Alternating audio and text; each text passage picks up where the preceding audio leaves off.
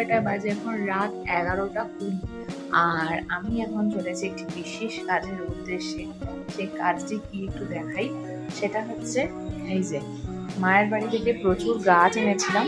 এই গাছগুলো কিন্তু বিশেষ কিছু নয়, সবাই দেখলে হয়তো কারোর মনের মতো এটা নাও হতে পারে কিংবা ভালোবাসার জিনিস নাও হতে পারে, কিন্তু এই গাছগুলো আমার কাছে খুবই ইম্পর্ট্যান্ট। কারণ আমি প্রতি বছরই এই সময়টা মানে গরমকালের শুরুটা এরকম ধরনের নয়নতারার গাছ এনে এরকম করে লাগাই, আর এরা সারা বছর প্রচুর পরিমাণে ফুলও দেয়। যেখানে দেখেই বুঝতে পারছো যে এখানে এই যে টবগুলো, এগুলো একটাও কোনো টব নয়, এগুলো সবই মানে কি বলে জুগাড়ু। আমার সমস্ত বছরে যত ধরনের জল, কোল্ড ড্রিঙ্কস এগুলো খাওয়া হয় সেগুলোর বোতল আমি ফেলি না, আর সেই বোতলগুলো এরকমভাবে কাজে লাগে। এরা যখন শীতকাল হয়ে যায় তখন কি হয় না, শীতকালে এই গাছগুলো পুরো শুকিয়ে যায়, পোকা পোকা হয়ে যায়, তখন এগুলো ফেলে দিতে হয়, আবারও নতুন বোতলে লাগাতে হয়। তো এখনও ওই নতুন বোতলগুলো ইউজ করা হয়নি, তো পুরোনো বোতলেই এখন এই সমস্ত চারাগুলো মায়ের বাড়ি থেকে রাত্রিবেলা আমাদের ওকে বলেছিলাম আনতে, তো এনেছিল।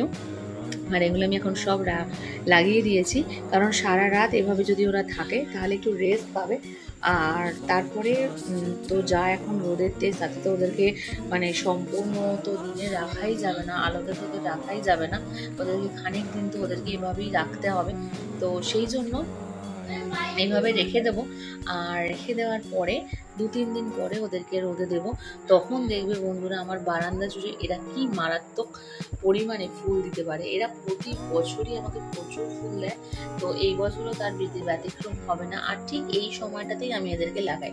কিন্তু এই বছর আমি আরও কয়েকটা গাছ লাগিয়েছি, সেটা হচ্ছে স্নেক প্ল্যান্ট। দেখো, কারো যদি ইচ্ছে থাকে না তাহলে সে সেটা লাগাতেই পারে। হ্যাঁ, জায়গা, মাটি, সব কিছু মানে সব কিছু সবসময়, সব বাধা সবসময় কিন্তু কাজ করতে পারে না। ভালোবাসাটা কিন্তু সবার আগে থাকা দরকার, তাই কি না?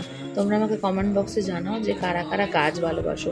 এরা অত্যন্ত সাধারণ একটা গাছ, হয়তো রাস্তাঘাটে যেতে যেতেও হয়তো চোখে পড়েছে। নয়নতারা কেউ বাড়িতে এনে লাগায় না, কিন্তু বিষয় হচ্ছে যে আমি সবুজকে ভালোবাসি, আমি গাছকে ভালোবাসি, ওর ফুলটাও আমার কাছে খুবই সুন্দর। আর সেই ভালোবাসা থেকেই ওদেরকে এখানে লাগানো। কারণ একটা গোলাপ কিংবা একটা ভালো জবার যত্ন করতে গেলে যে পরিমাণ মাটি কিংবা অন্যান্য কিছু দরকার, যে পরিমাণ সময়ের দরকার, সেটা আমার একেবারেই নেই। তো এদেরকে অল্প যত্নে এরা যে পরিমাণে ফুল দেয় তাতে আমি আপ্লুত। তো সেই জন্যেই এদেরকে রাখা, এবং এদেরকে আমি প্রতি বছরই মানে কি বলবো, প্রতি বছরই এদেরকে আমি রাখতে থাকি। তো চলো, এখানে এখন ঝাড়ু টাড়ু দিয়ে দিই। এই জায়গাটা প্রচণ্ড নোংরা হয়ে গেছে, তো এই জায়গাটা পরিষ্কার করে এদেরকে জল টল দিয়ে তারপরে এটা রাখা হবে।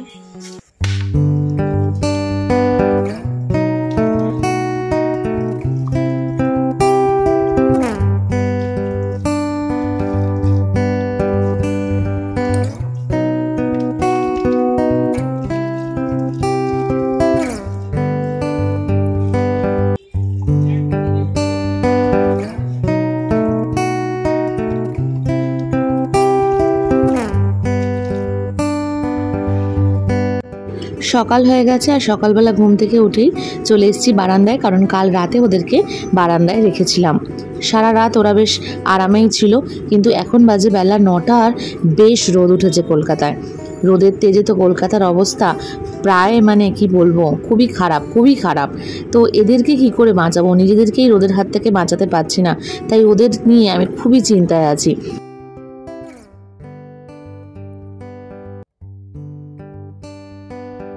গাছগুলোর মাটিগুলো ভেজা, তা সত্ত্বেও আমি আবারও করে জল দিচ্ছি, কারণ যাতে জলের স্কারসিটিতে ওরা শুকিয়ে না যায়, ওরা মরে না যায়।